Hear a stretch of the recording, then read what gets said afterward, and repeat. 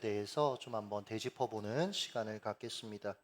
암벽을 등반할 때 초보자들이 가장 조심해야 될 위험 요소로 꼽는 게 뭔가 하고 봤더니 거미줄과 흙이랍니다. 이유는 이렇습니다. 거미줄이 이렇게 암벽 어느 틈 사이에 생기면 바람이 불면서 이제 흙도 같이 이렇게 불어올 거 아니에요. 그러면서 얇게 흙이 덮이게 된다고 합니다. 그래서 이 흙이 거미줄에 쌓이고 쌓이면 나중에 보면 이게 굉장히 단단한 견고한 이렇게 붙잡을 수 있는 어떤 흙덩이처럼 보이게 되는 데까지 이른다라고 해요. 근데 이걸 모르는 초보자들은 그 거미줄, 이게 거미줄인지도 모르고 단단한 흙덩인 줄 알고 자기 체중을 이제 의지해서 다음 스텝을 옮긴다고 합니다. 그러면 여러분 어떻게 돼요? 큰 사고가 이제 일어나는 거죠. 반면에 이걸 아는 노련한 등반가들은 견고해 보이는 흙덩이가 있더라도 한번 손으로 툭툭 쳐본대요.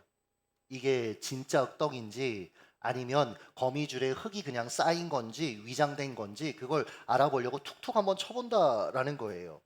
이 과정이 없이 그냥 눈에 보기 좋으니까 그거 의지한다? 뭐 그러면 여러분 결국 어떻게 되냐면 추락하는 거. 이 노련한 사람들은 안다라는 거죠. 우리의 인생도 여러분 마찬가지입니다. 주변 사람들이 우리에게 저거 의지할 만해 견고한 흙덩이야 라고 말하는 게 얼마나 이 땅에 많습니까? 그때마다 여러분 우리도 노련한 등반가와 같이 이게 정말 의지할 만한 것인가 성경으로 하나님의 말씀의 가치로 툭툭 쳐봐야 된단 말이에요. 확인해 봐야 된다라는 거죠. 그런데 이 과정이 없이 그냥 눈에 보기 좋으니까 의지한다? 남들이 좋다고 하니까 의지한다? 그럼 여러분 인생이 견고해지기는커녕 추락하고 마는 거예요. 제가 어제 그 연세대 세브란스 병원의 정신의학과, 소아과 담당의가 하는 세미나를 이렇게 줌을 통해서 들었었는데 그분이 이제 여러 가지 얘기들을 하다가 그런 얘기 하더라고요. 아이가 지금 정신적으로 힘든 게 있어서 약도 먹고 이러는데 이 아이가 언젠가부터 이렇게 상담을 하러 오는데 계속 애가 병든 닭처럼 계속 졸더래요. 그래서 왜 이런가 하고 봤더니 이제 아이하고 대화를 나누다 보니까 이 아이가 하루에 4시간 잔다는 거예요. 중1인데. 왜냐하면 학원 다니느라고. 공부해야 돼서. 그래서 엄마한테 전화해서 얘기를 했대요. 어머니, 이러지 마시고 한두 시간 더 자게 하는 게 오히려 약 먹고 치료하는 것보다 훨씬 나을 것 같아요. 아이도 조금 이렇게 좀 쉼이 있어야 얘도 좀 회복이 되죠. 근데 엄마가 그거는 못 뺀다라는 거예요. 왜냐면 남들한테 뒤처질까봐. 그게 견고한 바위라고 생각을 하니까. 듣는데 너무 안타까운 거예요. 여러분들도 그런 생각 들잖아요. 근데 그 어머니는 그렇지 않은 거예요. 왜냐면 그게 견고한 바위라고 생각하니까. 그거 붙들어야, 우리 애가 붙들어야, 그래야 인생의 등반을 잘할 수 있다고 생각하니까. 이사야 당시 유대 백성들도 이와 같이 살았습니다. 1절을 여러분 한번 읽어주시죠. 시작. 보라, 주 만군의 여호와께서 예루살렘과 유다가 의뢰하며 의지하는 것을 제하여 버리시되 곧 그가 의지하는 모든 양식과 그가 의지하는 모든 물과. 짧은 한 구절에 여러분 보시면 의지했다라는 표현이 4번이나 여러분 반복해서 등장하고 있습니다. 그들이 의지했다. 그래서 하나님이 그들을 제하여 버리실 것이다. 그럼 그들이 의지했던 목록이 무엇인가 봤더니 1절에는 물과 양식, 그러니까 생존과 여러분 연관이 된 거죠. 생존과 연관이 된 거. 여러분 우리가 여러분 의지할 만한 것들이잖아요. 그렇죠? 이거 하면 여러분 사실 신앙도 다 무장해제되는 그런 시대 아닙니까? 2절과 3절도 한번 읽겠습니다. 무엇을 의지했는가? 읽습니다. 시작. 용사와 전사와 재판관과 선지자와 복술자와 장로와 오십부장과 귀인과 모사와 정교한 장인과 능란한 요술자를 그리하실 것이며. 그러니까 한마디로 얘기하면 이 땅을 움직이는 세상을 움직이는 직업군들이 지금 나열돼 있는 겁니다. 여기 뭐 용사와 전사, 군 장성들, 여러분 군인들의 파워가 얼마나 있습니까? 재판관, 법조계 사람들, 법조계 사람들 좀 알아야 여러분 인생에 어떤 어려움들이 있을 때 그리고 좀 빠져나갈 때 유리하다라고 생각을 하니까 정말 엄청난 돈들을 회사들이 쏟아붓잖아요, 사실. 장로와 귀인, 사회 원로들, 이분들의 입김, 이분들의 파워 여러분 대단합니다. 전직 국무총리들의 모임들 왜 하겠습니까, 여러분? 그 뒤에서 움직여지는 그 막강한 힘들이 있다라는 거죠. 이들은 삶을 견고하게 하는 데 필요한 인맥입니다. 인적 네트워크의 핵심이죠.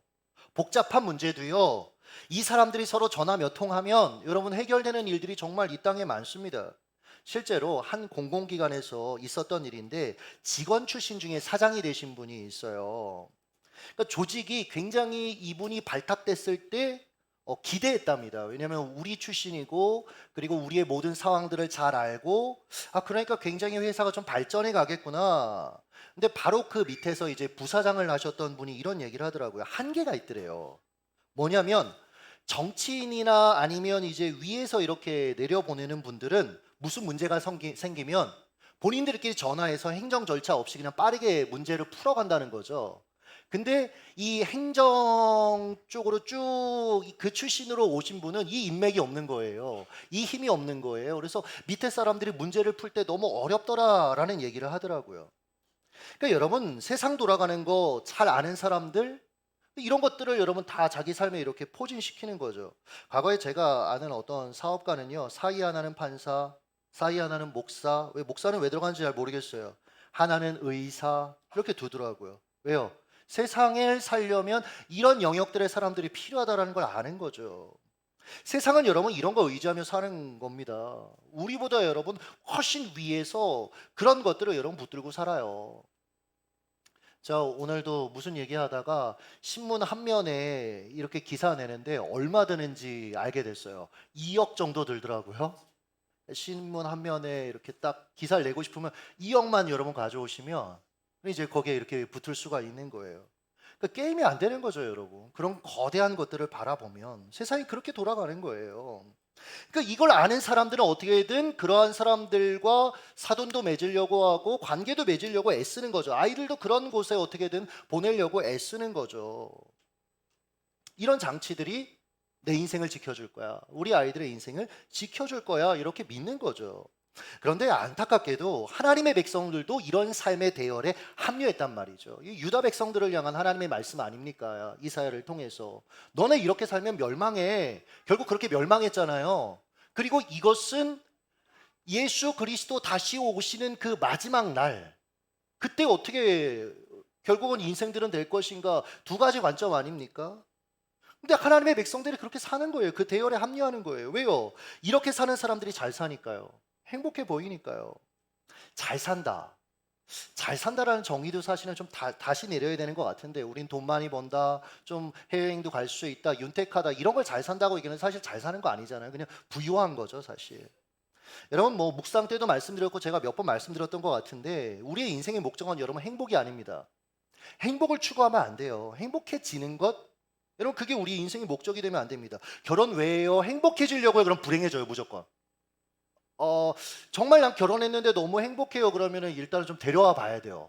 아무 노력도 안 했는데 행복하다. 그건 말이 안 됩니다. 사랑 갖고 된다. 아니요. 서로 노력해 가는 거거든요, 사실. 그리고 연예인들이 이렇게 행복한 모습은 여러분 좀 특별히 자매님들 속지 마세요. 제가 늘 하는 얘기인데, 억울해서 하는 얘기인데, 연예인들은 시간이 많습니다. 막 아빠 어디가 이런데 막 아이들 끌고 가고 막 이러면 저는 이제 우리에게도 저런 시간이 있다면, 저는 석지사님 그 정도 우리의 시간이 있다면, 그렇죠? 한 1년 정도 쉬다가 그 드라마 한 6개월 하고 이러면 하죠. 잘 모르겠어요. 저희 아내한테 물어보세요. 여러분 인생은 행복을 추구하는 게 아닙니다. 행복을 추구하면 추구할수록 우리는 불행해지는 거예요. 왜요? 행복은 어쩌다 겪는 겁니다. 어쩌다. 행복이라는 영어 단어에 그 의미가 담겨 있죠. 해피니스. 이 어원이 무엇입니까? 해펀. 그러니까 해프닝 우리가 이렇게 얘기하잖아요. 우연히 일어나는 일이란 말이에요. 행복은 어쩌다 우연히 겪는 상태일 뿐입니다. 근데 이걸 위해서 목숨을 건다? 이걸 유지하고 싶어서 이 인생을 살아간다? 그렇게 안 되죠. 그러니까 좌절하고. 왜요? 이상향은 있으니까. 또 현재에 감사하지 못하며 살아가는 이들이 얼마나 많냐라는 거죠. 여러분의 인생도 한번 돌아보셨으면 좋겠습니다. 좋은 날, 행복한 날보다 사실 힘든 날이 더 많아요. 그 힘든 날에 어떻게 사느냐, 이게 여러분 사실 인생의 실력인 것 같습니다. 그러면 나는 대체 무엇을 추구하며 살아야 되는가? 이런 아마 의구심도 드실 수 있어요. 성경은 이렇게 얘기합니다. 베드로전서 1장 16절 같이 한번 읽습니다. 시작. 기록되었을 때 내가 거룩하니 너희도 거룩할지어다 하셨느니라. 인생의 목적이 뭐래요? 거룩이요. 하나님이 거룩하시듯 우리도 거룩하래요. 근데 여러분 이게 우리한테 와닿지 않잖아요. 왜냐면 이미 우리가 갖고 있는 세상적인 패러다임이 있으니까. 근데요 여러분, 이 거룩으로 여러분의 신앙과 인생을 바라보면 풀립니다. 가야 될 길이 보입니다. 인생의 목적은 거룩입니다. 하나님이 거룩하시듯 우리도 거룩하게 사는 거예요. 예수님처럼 사는 겁니다. 말씀대로 사는 겁니다. 이건 행복한 날에도 힘든 날에도 추구할 수 있어요. 어려운 날에도 감사를 택할 수 있고요. 억울한 날에도 상대를 축복하고 사랑하는 일은 택할 수 있습니다. 손해보는 일이 있어도 말씀대로 살기 위해 희생도 택할 수 있습니다. 다시 돌아와서 우리는 매 순간 무엇을 의지하며 살 것인가를 여러분 선택해야 합니다. 히스기야가 이것을 잘 보여주는 것 같아요. 히스기야가 왕이 된 직후에 선지자의 조언대로 아버지가 의지했던 아수르를 의지했거든요. 하나님의 백성, 하나님의 나라가 하나님을 의지하는 것이 아니라 아수르를 의지했습니다. 아수르를 의지했어요. 근데 자신은 하나님의 말씀과 하나님의 뜻에 비춰보건대 그게 아닌 거예요. 그래서 조공 바치는 걸 중단했습니다. 그리고 아수르로부터 영향받아서 수입했던 우상들 다 박살내버립니다. 분노한 아수르가 유다를 침공해요. 니들이 감히 히스기야 네가 아버지를 따라서 지금 나한테 복종하지 않아? 침공한 군대의 총사령관 랍사게가 전면에 나서서요 히스기야와 그의 군대에게 이렇게 말합니다. 이사야서 36장 15절에서 18절 같이 한번 읽습니다. 시작. 히스기야가 너희에게 여호와를 신뢰하게 하려는 것을 따르지 말라. 혹시 히스기야가 너희에게 이르기를 여호와께서 우리를 건지시리라 할지라도 속지 말라. 열국의 신들 중에 자기의 땅을 아수르 왕의 손에서 건진 자가 있느냐. 여러분 이런 얘기들 여러분 살면서 들으시잖아요. 여러분 내면에게도 들고 세상 사람들 야 예수가 밥 먹여주냐? 예수가 네 인생 책임져 주냐? 여러분 이런 얘기 듣잖아요. 그러면서 계속 랍사게도 묻습니다. 너희가 믿는 것은 무엇이냐? 내가 이제 누구를 믿고 나를 반역하느냐? 인생의 포인트를 정말 잘 집었어요. 인생은 이 싸움입니다. 누구를 의지할 것인가? 하나님을 의지할 것인가? 아니면 다른 것을 의지할 것인가? 아수르요 결국 바벨론에 멸망당합니다. 자기들이 영원할 것 같았죠? 자기들이 가장 강력할 것 같았죠? 아니요 여러분. 히스기야는 어떻게 했는지 아십니까? 이사야 37장 1절입니다. 읽습니다. 시작. 히스기야 왕이 듣고 자기의 옷을 찢고 굵은 베옷을 입고 여호와의 전으로 갔고. 한마디로 뭐예요? 하나님의 도우심을 구하기 위해서 성전으로 달려갑니다. 내가 의지할 분은 하나님밖에 없어요. 내 소망은 하나님밖에 없어요. 기도하러 간 거예요. 이것을 통해 히스기야가 의지하는 대상이 누군지 분명히 밝혀졌습니다. 그는 하나님만 의지했어요. 여러분 우리도 우리 자신에게 물어봐야 되는 것 같아요. 나는 절망감을 느낄 때면 어디로 달려가지? 누구를 의지하고 있지? 이사야서 3장의 유대 사람들은 여러분 물과 양식을 의지했습니다. 이거요 여러분 나중에 강대국들이 침공했을 때 여러분 물이 다 떨어지고 양식이 다 떨어지고 그 상황에서 더 이상 이걸 의지할 수가 없었어요. 이런 걸로 안 된다라는 거죠. 인적 네트워크 의지했습니다. 자신들의 군사력을 의지했습니다. 여러분 결국 상류층들 다 포로로 끌려갔습니다. 그리고 무정부 상태가 됐어요 한동안. 정말 어려움들을 많이 겪었습니다. 의지할 수 있는 건 줄 알았는데 의지할 게 아니라는 거예요. 여러분 일상기도의 저자 폴 밀러가 이런 얘기를 했습니다. 우리가 기도하지 않는 이유는 시간과 돈과 재능만 있으면 뭐든 극복할 수 있다고 내심 확신하기 때문이다. 너무 전곡을 찌르는 말 아닙니까? 우리가 그렇잖아요. 돈만 있으면. 그러니까 여러분 계속해서 어때요? 로또 하잖아요. 로또. 재능만 내가 더 있으면, 시간만 더 있으면 이길 수 있을 텐데, 승리할 수 있을 텐데. 아니요 여러분, 그런 거 가진 사람들 부러워하지 마십시오. 결국은 여러분 아무리 대단해도 아무리 대단한 나라도 여러분 역사상 다 멸망했지 않습니까? 여러분 부자가 3대를 못 간다고 얘기를 하잖아요. 지금 대단해 보이는 것들 결국은 다 사라질 것들이라는 거예요. 그런데 이런 것들이 정말 내 인생을 지탱해 줄 흙덩이라고 믿으면서 그걸 사람들이 붙잡고 사는 거죠. 그 결과 4절과 5절을 읽습니다. 시작. 그가 또 소년들을 그들의 고관으로 삼으시며 아이들이 그들을 다스리게 하시리니 백성이 서로 학대하며 각기 이웃을 잔해하며 아이가 노인에게 비천한 자가 존귀한 자에게 교만할 것이며.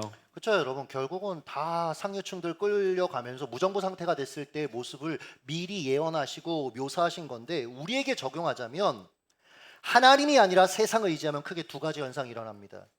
지도력의 저하와 사회 해체 현상. 4절 보시면 소년들이 고위직에 오른다, 사람들을 다스린다라고 얘기합니다. 그러니까 수준 미달에 저급한 사람들이 사회 지도층이 되는 거예요. 이들이 결정하면 결정할수록 백성의 삶이 어려워지죠. 그러면 이 시대의 모습들 아닙니까? 열방의 모습들 아닙니까? 정말 뛰어난 리더가 좀 있었으면 좋겠는데 보이지 않아요, 여러분. 보이지 않아요. 5절, 백성이 서로 학대하며. 중앙아시아의 한 나라에서 2013년도에 한국인과 결혼하지 마라, 결혼 금지령을 입법하려는 움직임이 있었다는 거 아마 아실 겁니다. 캄보디아 정부도요, 2010년에 한국인과 결혼하지 말라는 금지령을 실제로 내린 적도 있습니다. 왜요? 데리고 와서 함부로 대하고 때리고 부려먹으니까요. 여러분, 얼마나 안타까운 모습입니까? 하나님을 거부하는 시대에 하나님을 거부하는 사람들이 만든 사회는 서로를 학대해요. 강자가 약자를 착취합니다. 우리가 지금도 여러분 경험하고 있지 않습니까? 그런 세상을 아름답다라고 포장하고 여전히 환상을 갖는다면 얼마나 어리석은 거예요. 게다가 보시면 아이가 노인에게 2021년도에 여러분 아마 영상 보신 분도 있을 거예요. 10대 고등학생 4명이 60대 노인에게 이렇게 우비를 쓴 그 노인에게, 야, 남자친구 있어? 남자친구랑 헤어졌니? 남자친구 어디 있어? 이렇게 반말하면서요. 그 다음이 너무 마음 아팠죠. 그 꽃으로 이 어르신의 머리, 뭐 어깨, 팔 때렸습니다.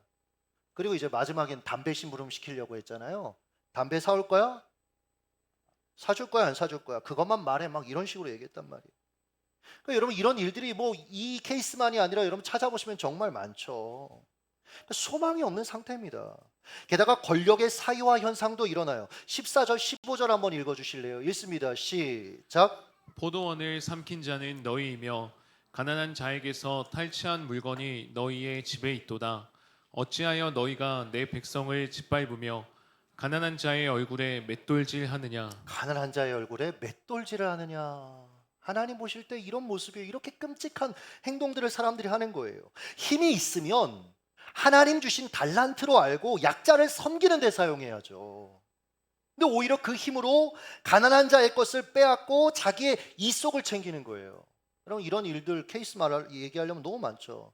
과거에 태국의 한 경찰, 태국 경찰 월급이 143만 원 정도였습니다. 그 당시에. 근데 한 경찰관 집을 이렇게 급습했는데 나오죠. 슈퍼카만 10세대 갖고 계셨어요. 집은 수영장 딸린 초호화 저택이었죠. 강도 크죠. 여러분, 우리는 물론 이 정도로 살고 있지는 않지만 하나님께서 맡겨주신 은사, 즉 나누라고 주신 것들을 어떻게 내가 지금 사용하고 있지 점검해 봐야 된다라는 거죠. 사실은 성경은 우리를 청직이라고 말합니다. 하나님이 맡겨주신 걸 잘 나누는 역할을 하는 사람이라는 뜻이에요. 그런데 오히려 그 힘을 가지고 어떻게 합니까? 내 이속을 챙기는 데 바쁜 거예요. 내 삶만 돌보는 데 바쁜 거예요. 하나님을 떠난 사회가 필연적으로 마주할 수밖에 없는 현상입니다. 그러니까 우리가 여러분 이걸 본받으면 안 돼요. 이게 옳은 양, 이게 흙덩이인 양, 여러분 우리도 그렇게 살아가면 안 됩니다. 브레이크를 밟아야 합니다. 여러분, 이렇게 소망 없는 우리에게 하나님이 소망의 약속을 하나 주세요. 그게 3장에서 4장으로 넘어가서 이사야서 4장 2절입니다. 같이 한번 읽습니다. 시작. 그날에 여호와의 싹이 아름답고 영화로울 것이요. 이 이사야서를 보면 싹이라는 표현이 나옵니다. 순 뭐 이런 표현도 나오고 줄기, 연한 뭐 가지 이런 표현이 나오는데 이 싹이라는 표현은 예수님을 지칭하는 구약적인 표현 중에 하나입니다.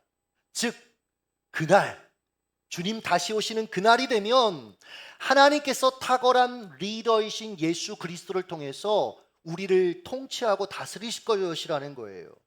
이 약속을 조금 더 구체적으로 살펴볼 수 있는 대목이 이사야 11장에 있거든요. 11장 1절을 한번 같이 읽습니다. 시작. 이새의 줄기에서 한 싹이 나며 그 뿌리에서 한 가지가 나서 결실할 것이요. 여러분, 예수님을 이렇게 묘사하는 그림인데 여기 이제 이 줄기는 구루터기를 말합니다. 구루터기. 이런데 우리 걸터 안거나 그렇게 하잖아요. 이 다 말라버린 나무의 그루터기, 즉 생명력이라고는 찾아볼 수 없는 곳에서 새싹이 돋는다. 생명의 싹이 솟아난다. 이 존재가 예수님이다라고 성경이 이야기하는 거예요. 먼저 우리는 성경이 예수님을 싹으로 표현했다는 것에 주목해 볼 필요가 있습니다. 하나님의 일하시는 방식은요, 울창한 숲이 아니라 다 말라 비틀어진 생명력 없는 구루터기에서 난 새싹으로 시작된다라는 거예요. 우리는 반대로 살잖아요. 반대로 원하잖아요. 대단해지기를 원하고 자신을 대단한 존재로 사람들이 봐주기를 원합니다. 근데 주님은 이렇게 이 땅에 오지 않으셨잖아요. 마구간을 통해서 오셨잖아요. 만약 여러분이 예수님이라면 이력 썼을 때 뭐라고 쓰시겠어요? 여러분이 예수님이라면 저는 한 번에 한 5천 명 정도는 기본 먹일 수 있는 능력이 있습니다. 뭐 이런 것도 쓸 것 같고, 하루 평균 뭐 한두 명의 병자들은 기본 고칠 수 있고요. 뭐 수상 스키 이런 거 필요 없어요. 저는 무리를 그냥 걸을 수 있습니다. 뭐 이런 것들 쓰지 않겠습니까? 그러나 성경은 예수님이 이렇게 자신을 과시하는 분이 아니래요. 오히려 2절 같이 한번 읽습니다. 시작. 그의 위에 여호와의 영 곧 지혜와 총명의 영이요 모략과 재능의 영이요 지식과 여호와를 경외하는 영이 강림하시리니. 예수님은 어떤 리더이고 어떤 분이신가? 먼저 지혜와 총명, 즉 통찰력과 분별력이 탁월한 리더세요. 어떤 사물이나 현상, 사람을 볼 때 그 핵심을 짚어낼 수 있는 능력을 가지신 분이에요. 여러분, 이게 정말 우리에게 필요하잖아요, 사실. 이게 안 돼서 속고 이게 안 돼서 잘못 선택할 때가 얼마나 많냐라는 거죠. 그러니까 이런 존재이신 예수님이 우리의 삶을 이끌어주면 여러분, 그 삶은 얼마나 든든하겠어요. 이런 분이 우리의 나라의 통치자라면 얼마나 좋겠습니까? 게다가 모략과 재능이 탁월하다라고 했습니다. 핵심을 아는 것으로 여러분 문제를 해결할 수 없어요. 전략을 세우는 능력, 그것을 실행할 수 있는 능력, 즉 모략과 재능이 그분에게는 있다. 또 지식과 여호와를 경외하는 영으로 충만하다. 하나님을 깊이 아는 지식이 있는 겁니다. 그러니까 하나님이 원하시는 대로 살 수 있는 거예요. 하나님을 향한 경건을 겸비하고 있습니다. 3절 같이 한번 읽습니다. 시작. 그의 눈에 보이는 대로 심판하지 아니하며 그의 귀에 들리는 대로 심판하지 아니하며. 여러분, 세상 사람들, 세상 리더들은 반대로 살잖아요. 눈에 보이는 대로 판단합니다. 그래서 판단 근거로 증거, 이 증거라는 걸 굉장히 중요하게 여기죠. 그러나 여러분, 우리 알고 있습니다. 소위 법을 만드는 사람들, 또 법을 잘 아는 사람들, 그 증거라는 것을 가지고 놀아요. 그래서 황당하게 자신들의 범죄를 범죄가 아닌 것으로 논리적으로 바꿔버립니다. 우리가 이런 것도 정말 많이 경험하잖아요. 게다가 귀에 들리는 대로, 여러분, 세상 리더들은 여론에 흔들립니다. 욕먹기 싫어서, 표 떨어지는 거 싫어서 꼭 해야 되는 결정들, 어떤 책임들, 이런 것들 계속 미루죠. 반면에 예수님은 모든 인생의 내면을 통찰하시는 분이라는 거예요. 사람의 말에 이리저리 흔들리지 않으십니다. 가장 완벽한 판단과 결정을 내리시는 거예요. 그러니까 이런 예수님이 다스리시는 나라, 거기에 살면 어떻겠어요, 여러분? 그게 6절에서 8절까지 묘사되어 있습니다. 한번 읽습니다. 시작. 그때에 이리가 어린 양과 함께 살며 표범이 어린 염소와 함께 누우며 송아지와 어린 사자와 살찐 짐승이 함께 있어 어린 아이에게 끌리며 젖 먹는 아이가 독사의 구멍에서 장난하며 젖된 어린 아이가 독사의 굴에 손을 넣을 것이라. 여러분, 이거 가지고 우리가 노래 불렀던 거 있잖아요. 과거에 주일학교 다닐 때 그 독사굴에 어린이가 손 넣고 장난쳐도 물지 않는 잠사랑과, 오하연 집사님 알아요? 오, 생각보다 나이가, 네. 기쁨의 그 나라가 이제 속히 오리라. 그럼 저는 항상 뒤에서 악어 때가 나온다, 악어 때 뭐 이런 걸 했었어요.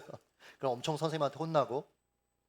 그러니까 예수님이 다스리시는 그날에 완성될 나라는 어떤 나라냐? 완벽한 안전과 평화의 나라라고 성경이 소개하고 있습니다. 사자 같은 맹수들에게 야수성이 사라지고요. 그래서 독사굴에 어린이가 손을 넣어도 괜찮은 나라, 그러니까 서로에게 위협이 되지 않는 나라, 화목한 나라, 화목하게 안전하게 살 수 있는 나라, 그런 나라를 주님이 만드신다라는 거예요. 9절에 보시면 해됨도 없고 상함도 없다. 왜 해를 받고 왜 상함을 여러분 받습니까? 인생이 서로를 공격하니까요. 빼앗으려고 하니까요. 여러분, 우리에게는 누구나 다 공격 본능이 있습니다. 꼭 창과 칼, 총 이런 걸로 서로 공격하는 게 아니잖아요. 말로도 공격하고요. 눈빛으로 공격하고요. 그래서 여러분, 인생을 좀 살아보면 사는 게 전쟁터야. 인생은 전쟁터야. 이 말이 여러분 정말 절감되게 되죠. 경쟁하고 대립하고 약하면 착취당하고 눌리고. 그러나 주님이 다스릴 그날이 오면, 그 나라가 오면 이 모든 것은 사라진다라고 약속하십니다. 그래서 우리가 주님 다시 오실 그날을 여러분 간절히 기다리는 거예요. 성경이 우리에게 물어보는 겁니다. 뭘 의지하며 살 거냐고요. 약속하신 완전한 나라를 소망하며 살아갈 것인가? 예수님이 다스리시는 그 나라를 의지하며 살아갈 것인가? 이 땅에서도 여전히 주님을 의지할 것인가? 아니면 이 땅에 아무것도 아닌 것들, 의지할 만하지 못한 것들, 그 거미줄 같은 것들, 그거 의지할 것인가? 그거 우리에게 묻고 있는 거예요. 말씀을 맺으며 오늘 오후쯤에 여러분들에게 이제 묵상에서 좀 나눴지만, 제가 의지하는 건 완벽한 상태더라고요. 완벽한 상태. 나 자신에게서, 성도들에게서, 또 교회 현장에서 뭔가 완전한 것을 만들어내고 싶고, 그러면 그 완전한 것이 내 삶을 지탱해 줄 것이라는 어떤 생각들, 어떤 기대들. 그래서 그렇지 못하면요, 그러니까 의지했던 것들이 무너지면요, 과도하게 실망하고 막 번민하는 그런 모습이 제 안에 있더라고요. 하나님께서 불완전한 이 땅을 구속하기 위해, 우리를 구원하시기 위해 예수님을 이 땅에 보여주셨고 완벽한 하나님의 나라를 약속해 주셨지만, 그 나라를 의지하고 예수님을 의지하기보다는 저는 여전히 이 땅에서 완전함을 의지하고 있더라고요. 그래서 불완전함을 굉장히 힘들어하는 사람으로 살고 있더라고요. 그래서 이 말씀을 전하기 전에 하나님 앞에 하나님이 허락하실 완전함을 소망하며 살게 해주세요, 이런 기도했었고, 이 땅에서의 불완전함을 끌어안을 수 있는 용기를 달라는 기도를 했었고, 그리고 기도의 직전에는 우리의 불완전함으로 들어오신 완전하신 예수님으로 인하여 감사합니다라는 기도를 했었던 것 같아요. 여러분들에게도 좀 묻겠습니다. 과정이 필요할 건데, 여러분이 의지하는 것은 무엇입니까? 여러분이 의지하는 건 무엇이에요? 우린 그것들을 어떻게 내려놓을 것이며, 어떻게 예수로 채울 것이며, 어떻게 예수를 바라볼지 여러분 좀 오늘 찬양하시고 기도하시면서 고민해 보셨으면 좋겠고요. 여러분의 눈들이, 하나님이 열어주시는 영적인 눈들이 열리는 밤 되시길 예수님의 이름으로 축복합니다. 같이 찬양